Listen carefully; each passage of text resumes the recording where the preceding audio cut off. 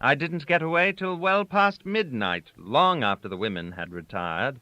Hermann had been trading in the East for 3 years or more, carrying freights of rice and timber mostly. His ship was well known in all the ports from Vladivostok to Singapore. She was his own property. The profits had been moderate, but the trade answered well enough while the children were small yet.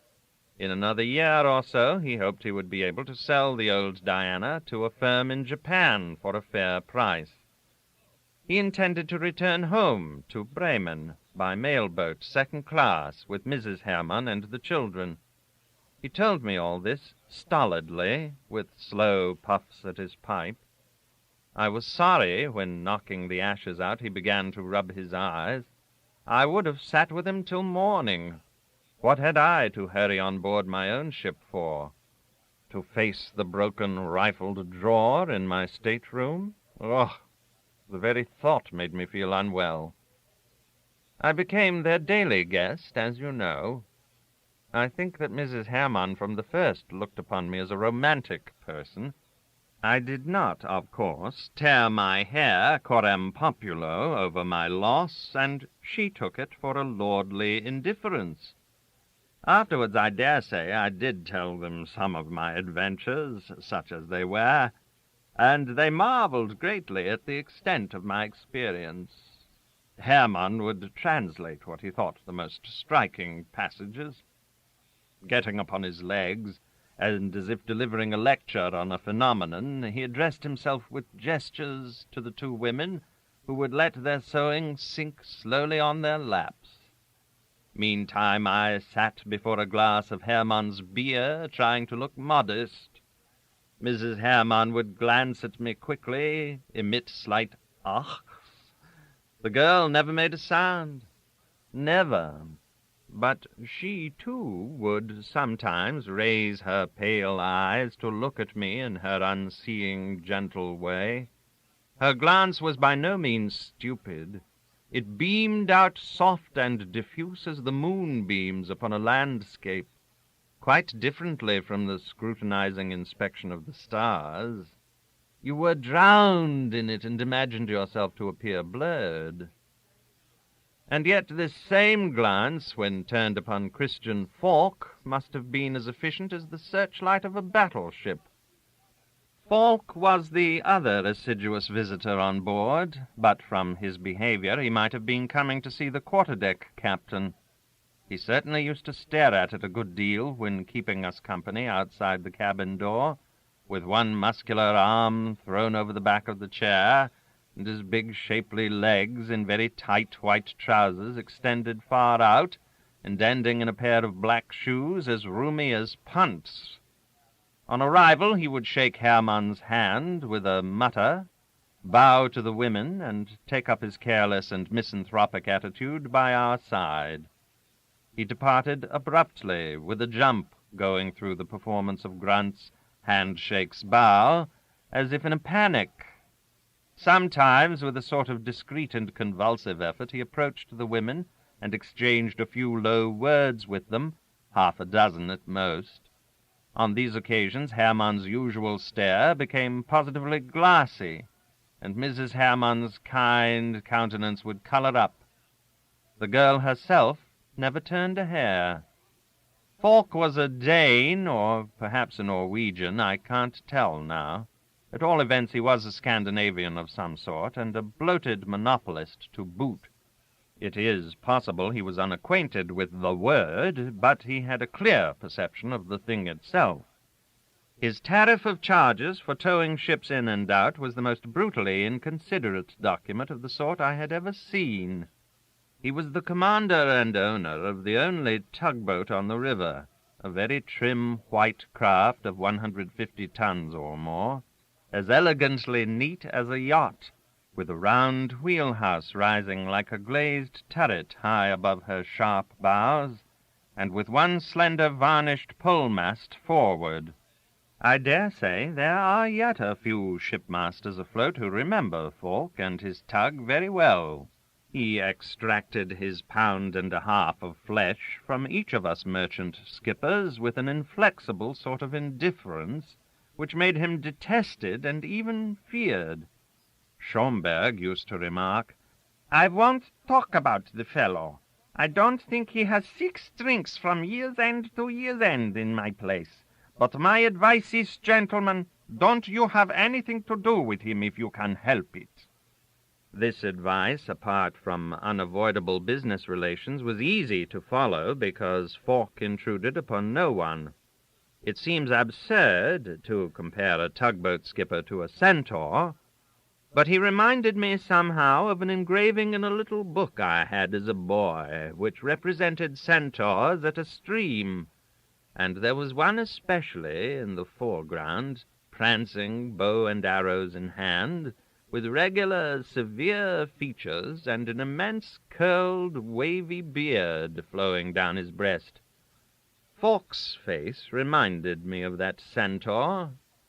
Besides, he was a composite creature, not a man-horse, it is true, but a man-boat. He lived on board his tug, which was always dashing up and down the river from early morn till dewy eve. In the last rays of the setting sun you could pick out far away down the reach his beard borne high up on the white structure, foaming up steam to anchor for the night. There was the white-clad man's body, and the rich brown patch of the hair, and nothing below the waist but the thwartship white lines of the bridge screens that led the eye to the sharp white lines of the bows cleaving the muddy water of the river. Separated from his boat, to me at least, he seemed incomplete. The tug herself, without his head and torso on the bridge, looked mutilated, as it were. But he left her very seldom. All the time I remained in harbor, I saw him only twice on shore. On the first occasion it was at my charterer's, where he came in misanthropically to get paid for towing out a French bark the day before. The second time I could hardly believe my eyes, for I beheld him reclining under his beard in a cane-bottomed chair in the billiard-room of Schomberg's hotel. It was very funny to see Schomberg ignoring him pointedly.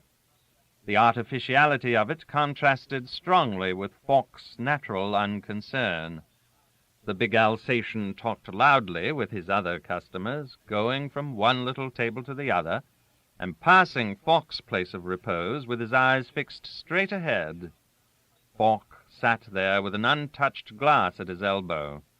He must have known by sight and name every white man in the room, but he never addressed a word to anybody. He acknowledged my presence by a drop of his eyelids, and that was all. Sprawling there in the chair, he would, now and again, draw the palms of both his hands down his face, giving at the same time a slight, almost imperceptible shudder. It was a habit he had, and of course I was perfectly familiar with it, since you could not remain an hour in his company without being made to wonder at such a passionate and inexplicable gesture, breaking some long period of stillness.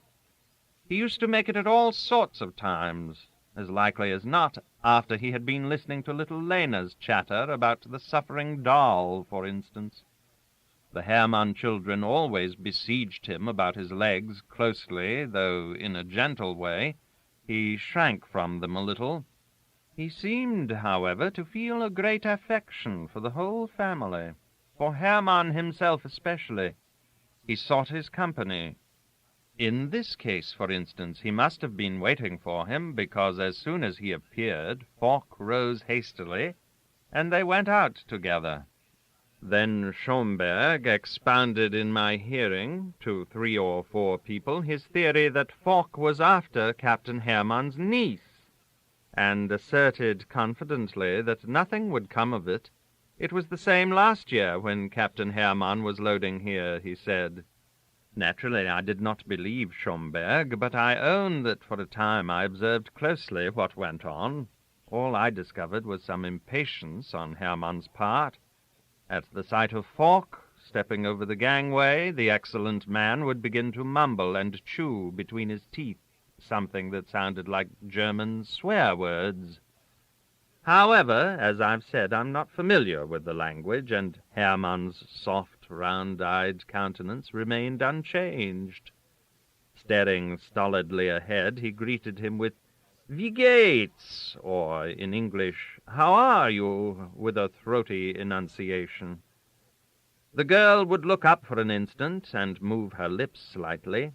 Mrs. Hermann let her hands rest on her lap to talk volubly to him for a minute or so in her pleasant voice, before she went on with her sewing again.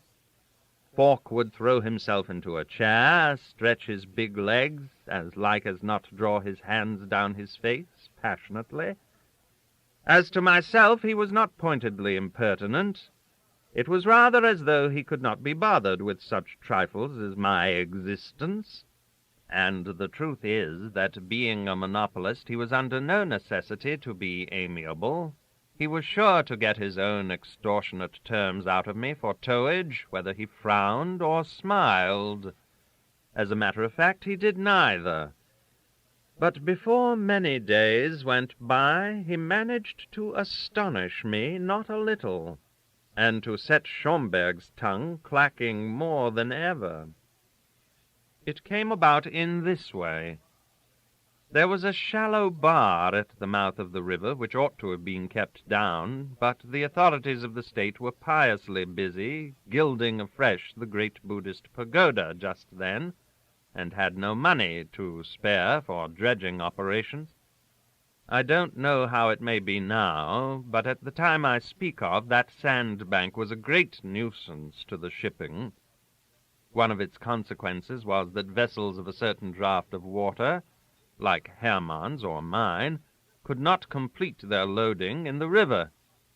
After taking in as much as possible of their cargo, they had to go outside to fill up. The whole procedure was an unmitigated bore. When you thought you had as much on board as your ship could carry safely over the bar, you went and gave notice to your agents. They, in their turn, notified Falk that so-and-so was ready to go out.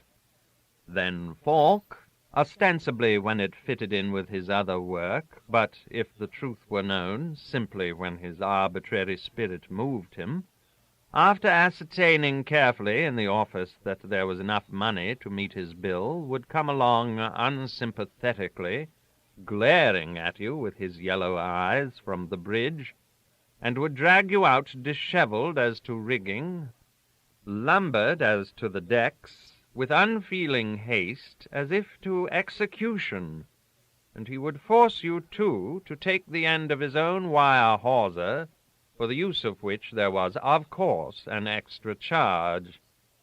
To your shouted remonstrances against this extortion, this towering trunk with one hand on the engine-room telegraph only shook its bearded head above the splash, the racket, and the clouds of smoke, in which the tug, backing and filling in the smother of churning paddle wheels, behaved like a ferocious and impatient creature.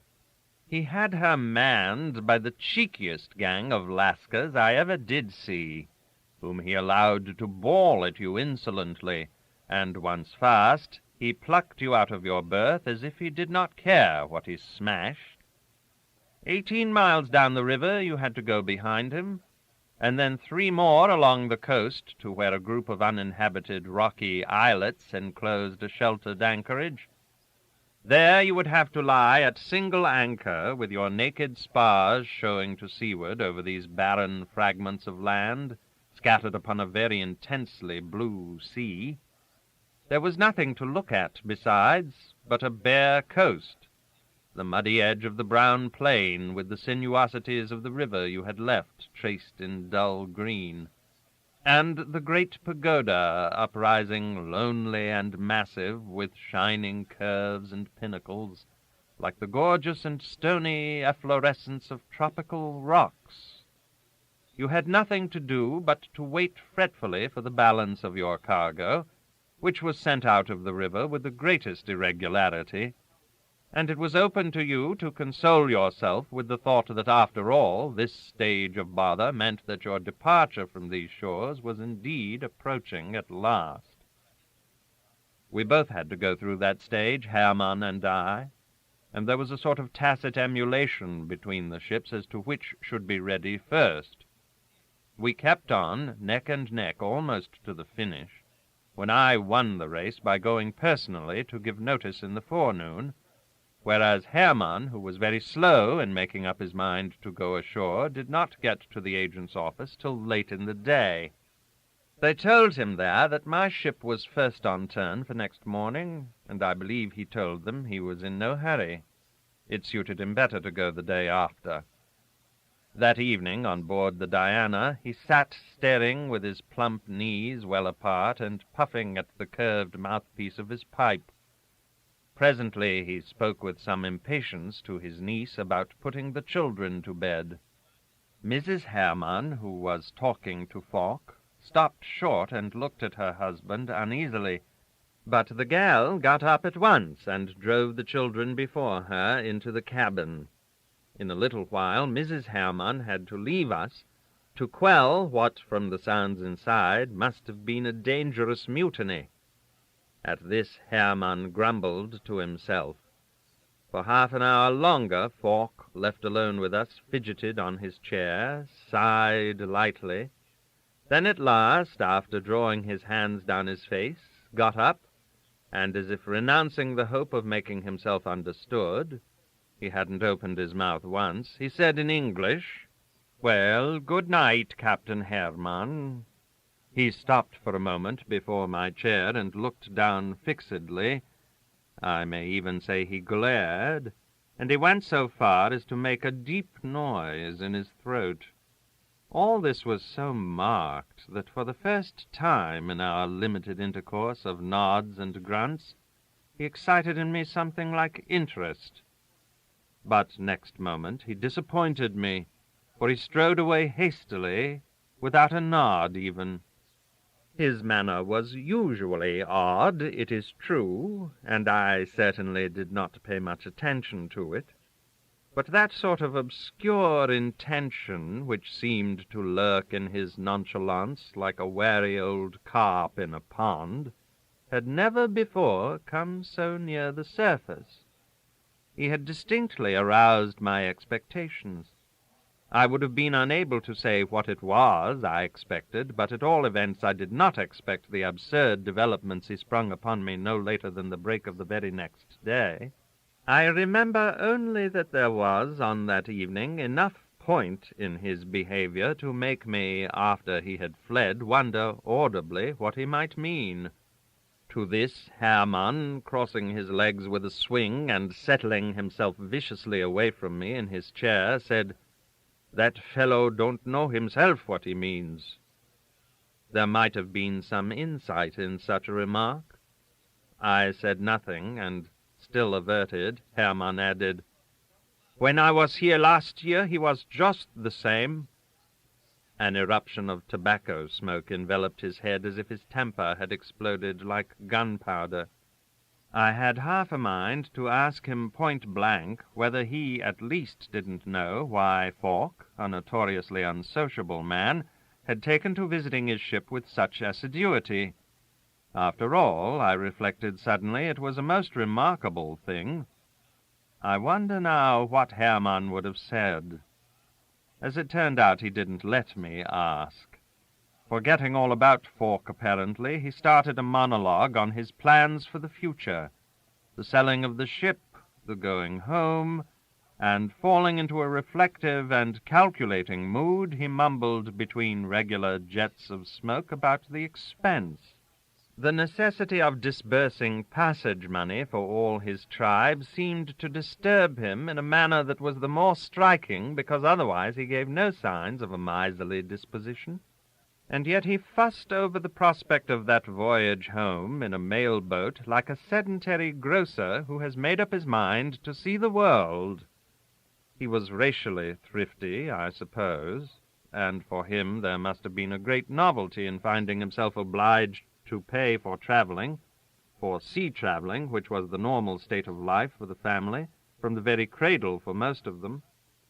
I could see he grudged prospectively every single shilling which must be spent so absurdly. It was rather funny. He would become doleful over it. And then again, with a fretful sigh, he would suppose there was nothing for it now but to take 3 second-class tickets, and there were the 4 children to pay for besides.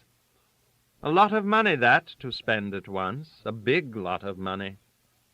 I sat with him listening, not for the first time, to these heart-searchings, till I grew thoroughly sleepy, and then I left him and turned in on board my ship.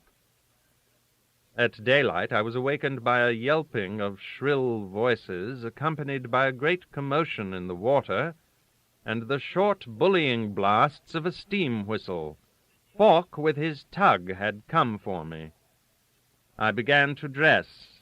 It was remarkable that the answering noise on board my ship, together with the patter of feet above my head, ceased suddenly, but I heard more remote guttural cries, which seemed to express surprise and annoyance. Then the voice of my mate reached me, howling expostulations to somebody at a distance. Other voices joined, apparently indignant. A chorus of something that sounded like abuse replied. Now and then the steam whistle screeched. Altogether that unnecessary uproar was distracting, but down there in my cabin I took it calmly. In another moment I thought I should be going down that wretched river, and in another week at the most I should be totally quit of the odious place and all the odious people in it. Greatly cheered by the idea, I seized the hair-brushes and, looking at myself in the glass, began to use them. Suddenly a hush fell upon the noise outside, and I heard, the ports of my cabin were thrown open, I heard a deep, calm voice, not on board my ship, however, hailing resolutely in English, but with a strong foreign twang. "Go ahead!" There may be tides in the affairs of men, which, taken at the flood, and so on. Personally, I am still on the lookout for that important turn. I am, however, afraid that most of us are fated to flounder forever in the dead water of a pool, the shores of which are arid indeed. But I know that there are often in men's affairs, unexpectedly, even irrationally, illuminating moments, when an otherwise insignificant sound, perhaps only some perfectly commonplace gesture, suffices to reveal to us all the unreason, all the fatuous unreason of our complacency. Go ahead are not particularly striking words, even when pronounced with a foreign accent. Yet they petrified me in the very act of smiling at myself in the glass. And then, refusing to believe my ears, but already boiling with indignation, I ran out of the cabin and up on deck.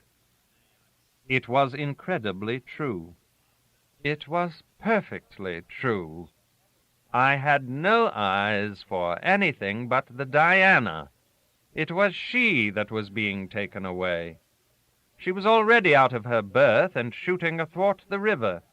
"The way this lunatic plucked that ship out is a caution," said the awed voice of my mate close to my ear.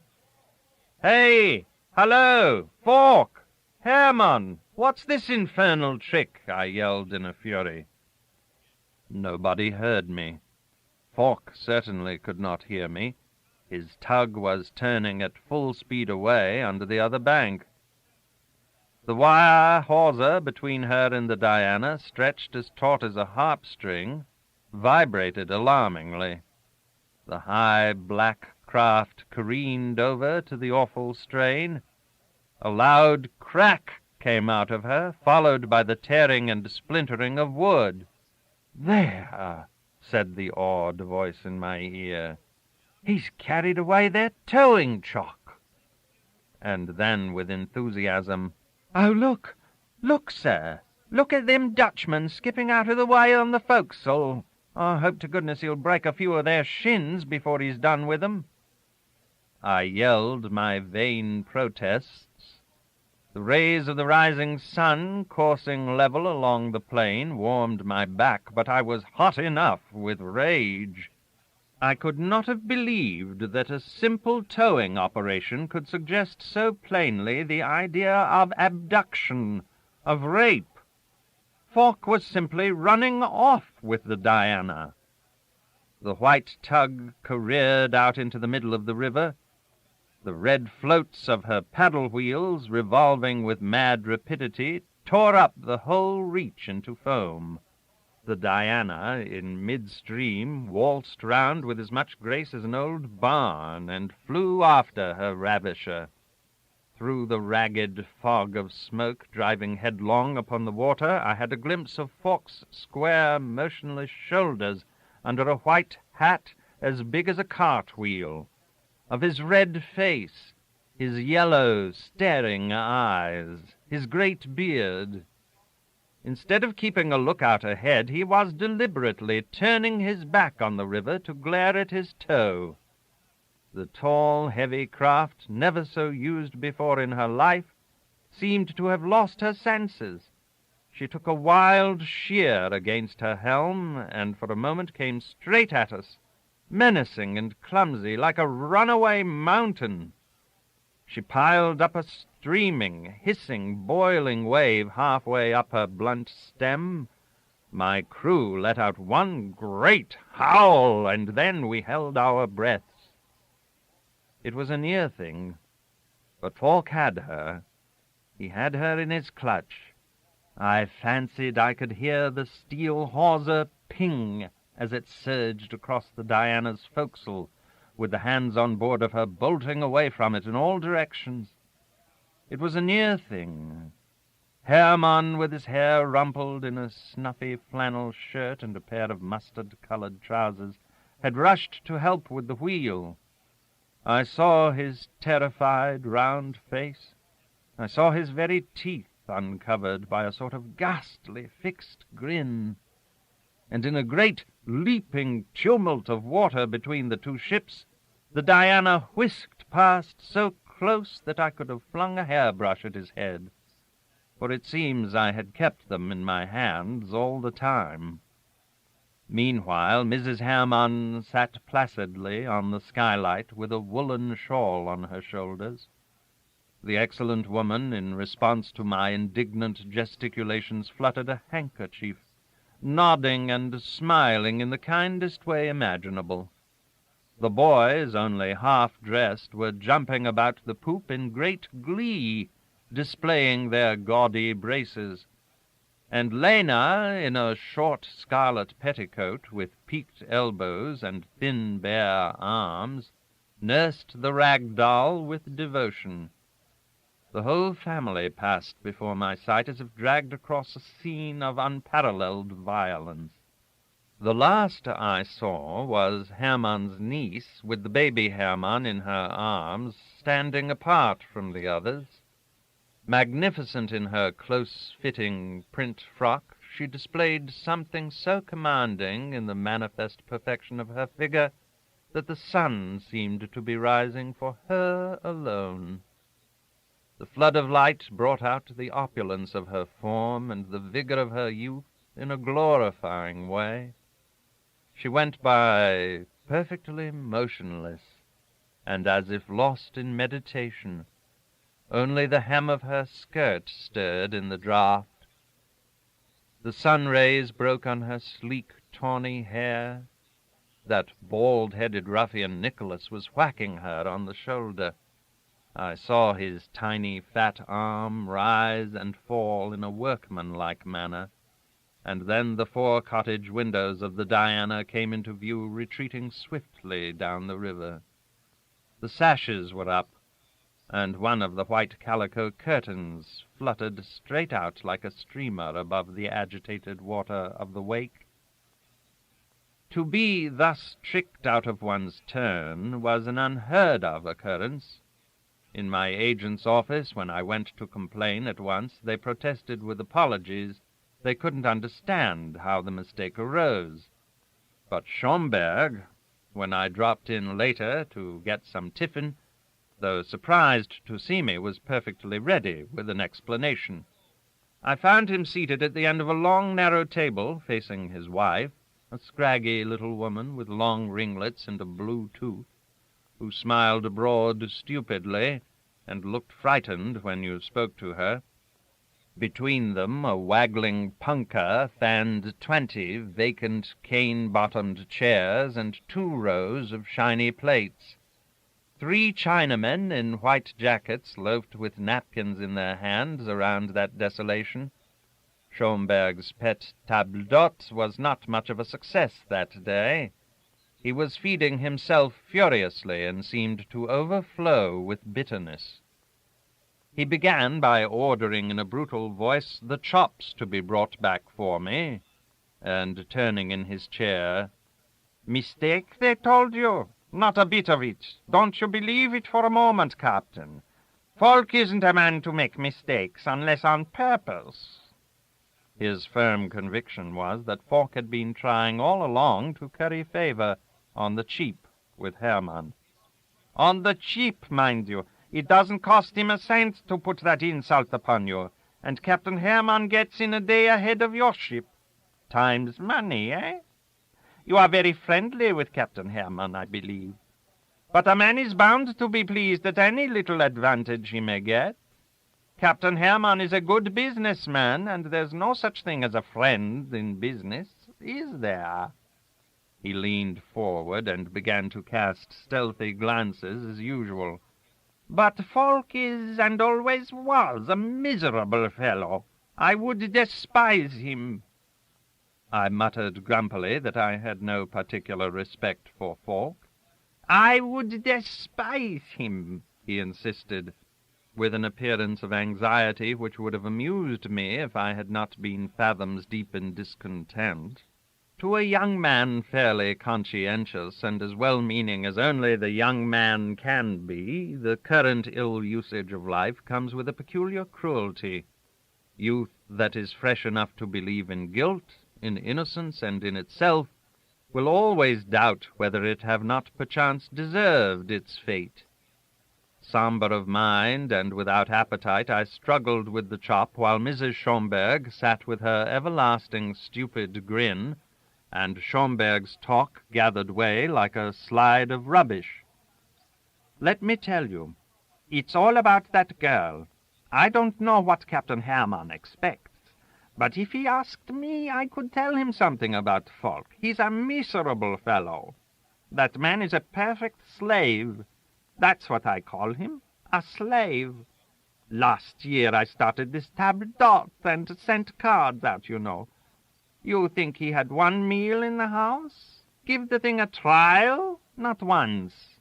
He has got hold now of a Madras cook, a blamed fraud that I hunted out of my cookhouse with a rattan. He was not fit to cook for white men. No, not for the white men's dogs either. But see, any damned native that can boil a pot of rice is good enough for Mr. Falk. Rice and a little fish he buys for a few cents from the fishing boats outside is what he lives on. You would hardly credit it, eh? A white man, too."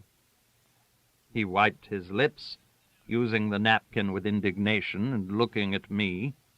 It flashed through my mind in the midst of my depression that if all the meat in the town was like these table d'hôte chops, Falk wasn't so much to blame.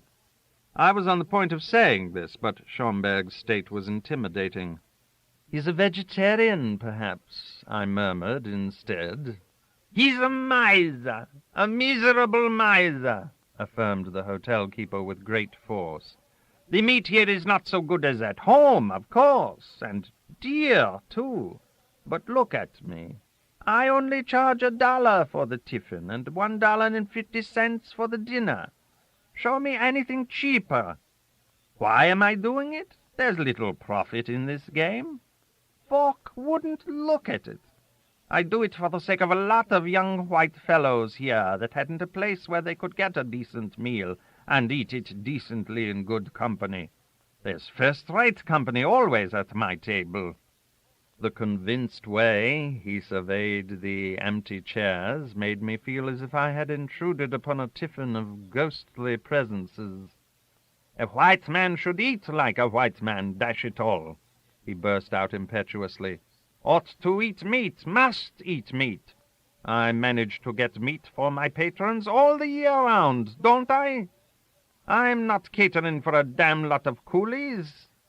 Have another chop, Captain. No? You, boy, take away." He threw himself back and waited grimly for the curry. The half-closed jalousies darkened the room, pervaded by the smell of fresh whitewash. A swarm of flies buzzed and settled in turns, and poor Mrs. Schomberg's smile seemed to express the quintessence of all the imbecility that had ever spoken, had ever breathed, had ever been fed on infamous buffalo meat within these bare walls. Schomberg did not open his lips till he was ready to thrust therein a spoonful of greasy rice. He rolled his eyes ridiculously before he swallowed the hot stuff, and only then broke out afresh. "It is the most degrading thing. They take the dish up to the wheelhouse for him with a cover on it, and he shuts both the doors before he begins to eat. Fact. Must be ashamed of himself. Ask the engineer. He can't do without an engineer, don't you see? And as no respectable man can be expected to put up with such a table, he allows them $15 a month extra mess money. I assure you it is so. You just ask Mr. Ferdinand da Costa. That's the engineer he has now. You may have seen him about my place, a delicate, dark young man, with very fine eyes and a little moustache. He arrived here a year ago from Calcutta. Between you and me, I guess the money-lenders there must have been after him. He rushes here for a meal every chance he can get. For just please tell me what satisfaction is that for a well-educated young fellow to feed all alone in his cabin, like a wild beast? That's what Falk expects his engineers to put up with for $15 extra. And the rows on board every time a little smell of cooking gets about the deck, you wouldn't believe. The other day da Costa got the cook to fry a steak for him. A turtle steak it was, too, not beef at all. And the fat caught or something. Young da Costa himself was telling me of it here in this room. Mr. Schomberg, he says, if I had let a cylinder cover blow off through my negligence, Captain Falk couldn't have been more savage. He frightened the cook so that he won't put anything on the fire for me now. Poor da Costa had tears in his eyes. Only try to put yourself in his place, Captain. A sensitive, gentlemanly young fellow. Is he expected to eat his food raw? But that's your Falk all over. Ask anyone you like.